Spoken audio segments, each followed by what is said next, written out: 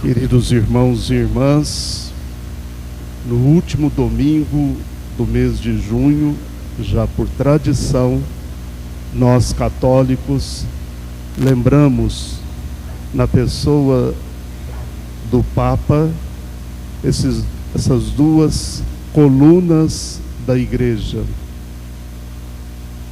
fundamento da nossa fé.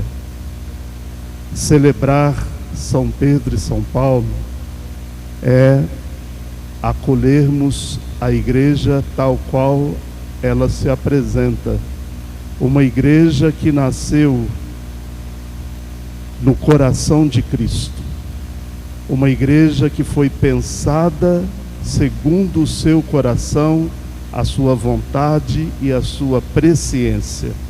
A Igreja da qual nós fazemos parte, queridos irmãos e irmãs, ela é uma igreja conduzida pelos homens, mas é uma igreja desejada e querida por Deus. Foi Jesus mesmo que assim o quis, quando ele chamou os amigos para segui-lo. Aqui um fato importante daquela experiência da comunidade primitiva. Normalmente quem escolhia o seu mestre eram os discípulos. Os discípulos ficavam observando, e aquele mestre que eles gostassem mais, eles pediam para que eles pudessem discipular. O caso de Nosso Senhor foi o contrário. Ele foi de um por um e os chamou, lembrando o fundamento vocacional bíblico. É Deus que cria, é Deus que chama, é Deus que envia. Ele foi de um em um chamando, como também depois ele continua a nos chamar para sermos a sua igreja. Celebrar, queridos irmãos e irmãs, Pedro e Paulo, é celebrar uma igreja que nasce no coração de Deus, mas uma igreja que é conduzida segundo o coração do homem, mas que as portas do inferno não prevalecem contra ela. Pedro, o pescador, aquele que foi escolhido para ser o fundamento da igreja, que, como nós ouvimos, tu és pedra, Kéfas, Petra, e sobre ti eu edifico a minha igreja. A minha igreja.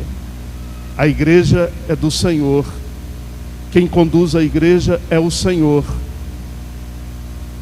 Então nada neste mundo pode com a igreja de Cristo.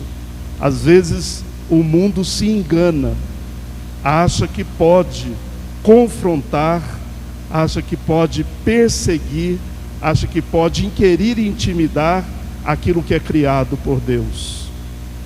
Lembro Gamaliel, um grande rabino dos Atos dos Apóstolos. Diante da grande perseguição, foram consultá-lo sobre o que estava acontecendo no meio dos judeus, porque tantos judeus questionavam o segmento do seu povo. Ele falou: deixa, se for de Deus, nós não podemos combater contra Deus. Pedro, que esteve sempre presente diante de Jesus. Pedro, um homem forte, um homem rude, um homem controverso, um homem que infelizmente, quando precisou dele, ele teve medo e se acovardou. Pedro, que disse ao Senhor Jesus: aonde nós iremos, Senhor? Só tu tens palavras de vida eterna. Alguém que tinha um amor profundo por nosso Senhor. Alguém que sempre era aquele destemido, o primeiro a assumir uma postura. Mas naquela noite fria do Getsêmani, ele primeiro confronta com uma postura de bandido, quando ele desembainha a espada e decepa a orelha de um dos soldados. Qual foi a atitude de Jesus? Segurou a mão de Pedro e pediu que ele guardasse a espada. Um homem que defendeu o Senhor com a arma, mas depois não foi capaz de defendê-lo com o testemunho. Jesus disse a Pedro: Pedro, antes que o galo cante, tu me negarás 3 vezes. E 3 vezes perguntaram para ele: mas você não é um dos homens que andavam com ele? Pedro: eu não conheço esse homem. Pela 2ª vez: eu não conheço esse homem. E na 3ª vez: eu já disse que não conheço esse homem. Estava com medo, atemorizado, o humano dele sobressaiu e ele esqueceu daquelas palavras: que eu irei contigo aonde fores, Senhor. Eu nunca vou te abandonar.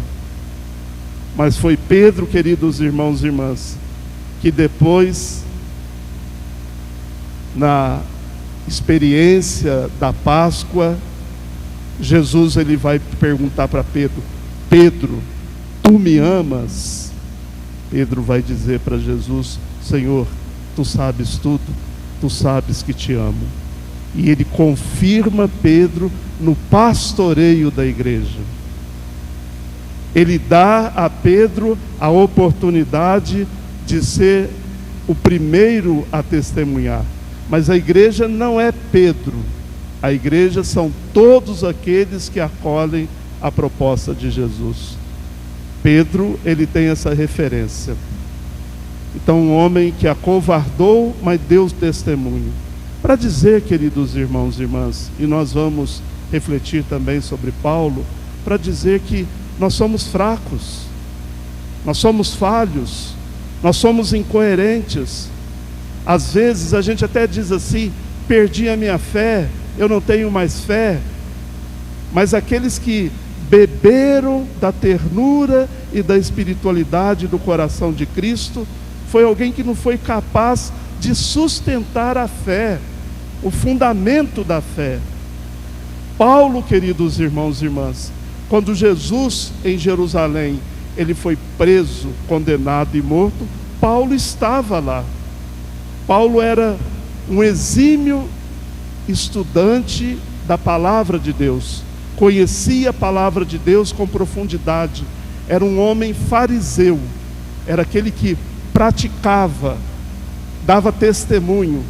A sua fé era tão grande que ele não aceitava que uma outra igreja, na época tida como uma seita, pudesse confrontar o judaísmo, confrontar a sinagoga, o templo, os doutores. Por isso Paulo, ele tinha uma missão, e a missão de Paulo, queridos irmãos e irmãs, era de perseguir os membros dessa nova seita, aqueles que acreditavam que Jesus de Nazaré era o Filho de Deus. E assim ele o fazia. Foi através de um testemunho do martírio, o martírio de Estevão, que Paulo começa a se comover e voltar-se para esse Senhor. Paulo foi para Damasco para prender e depois matar, crucificar.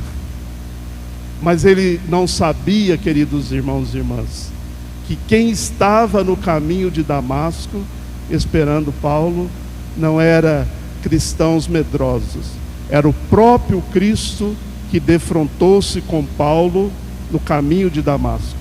E diz a tradição das entrelinhas das Sagradas Escrituras, que naquele dia Paulo viu uma grande luz, caiu e ficou cego.